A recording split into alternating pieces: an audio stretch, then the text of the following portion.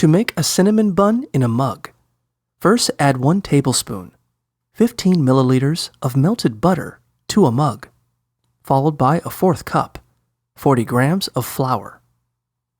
Add a 1/4 teaspoon, 1 gram of baking powder, and 2 tablespoons, 30 milliliters of milk. Almond milk works too. You can also add 1 tablespoon, 15 milliliters of maple syrup for extra flavor. Stir everything together until smooth. In a separate bowl, combine 1 tablespoon, 12.5 grams of brown sugar, and a 1/4 teaspoon, 1/2 gram of cinnamon. Pour the mixture over the top of the batter in the mug, then gently swirl everything together with a spoon. Finally, microwave for 1 minute and 25 seconds.